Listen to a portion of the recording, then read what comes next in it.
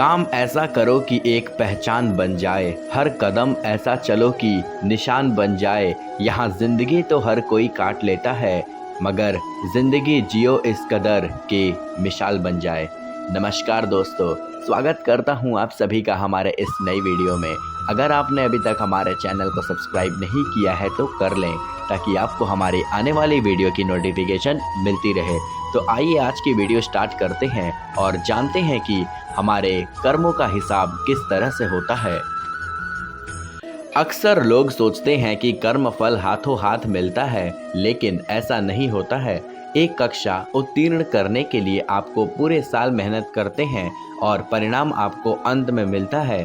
पूरे वर्ष के बाद आपको पता चलता है कि आप अगली कक्षा में जा रहे हैं, अथवा आपको इसी कक्षा में रहते हुए सारी पढ़ाई पुनः करनी पड़ेगी।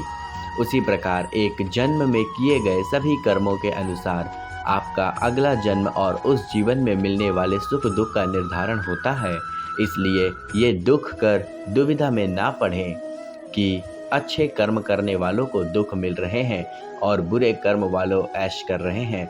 हम सभी अपने पिछले जन्म के कर्मों के फल भोग रहे हैं और जैसे कर्म करेंगे वैसे ही फल हमें अगले जन्म में मिलेंगे।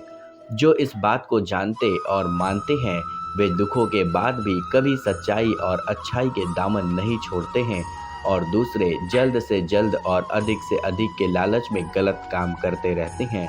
यही कारण है कि कभी कभी हम ऐसे बालकों को भी देखते हैं जिनका जन्म ही मानो पीड़ा झेलने के लिए हुआ हो।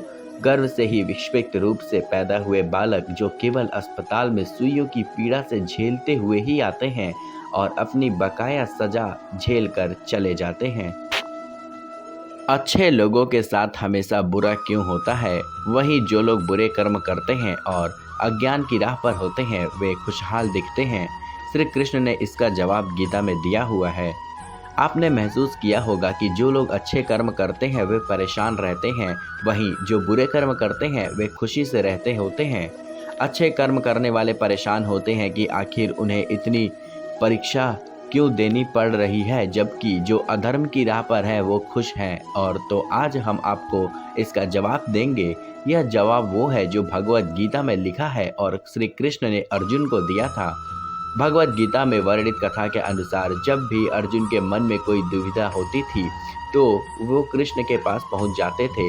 एक बार की बात है, अर्जुन भगवान श्री कृष्ण के समीप आकर कहा कि वो दुविधा में है और इसका जवाब वो श्री कृष्ण से चाहते हैं।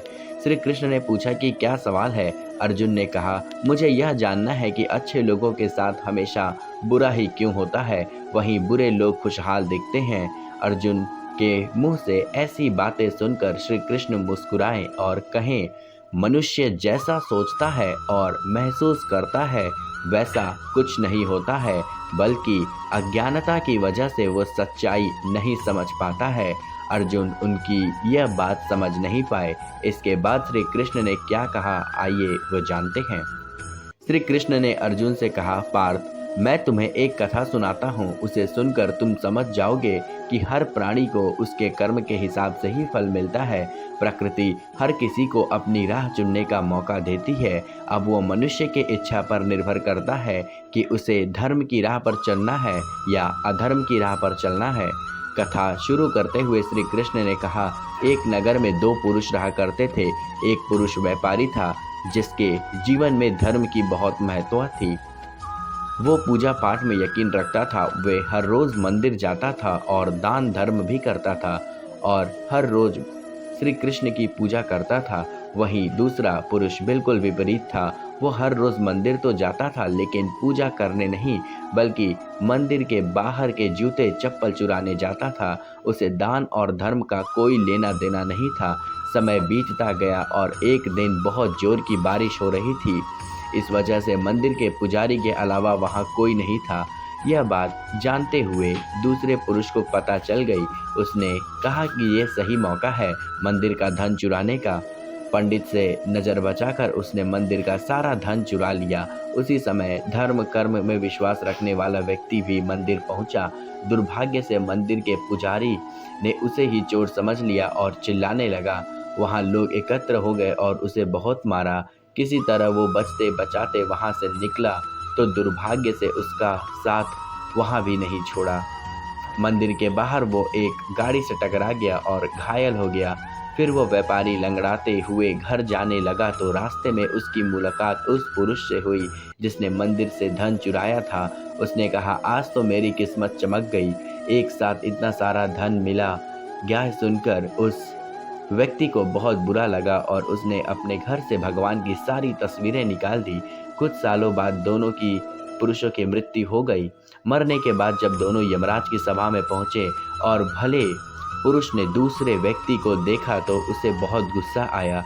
उसने क्रोधित होकर यमराज से पूछ ही लिया, मैं तो हमेशा अच्छे कर्म करता था, दान में विश्वास रखता था, उसके बदले में जीवन भर मुझे अपमान और दर्द ही मिला है। इस व्यक्ति को नोटों से भरी पोटली, आखिर ऐसा भेदभाव क्यों?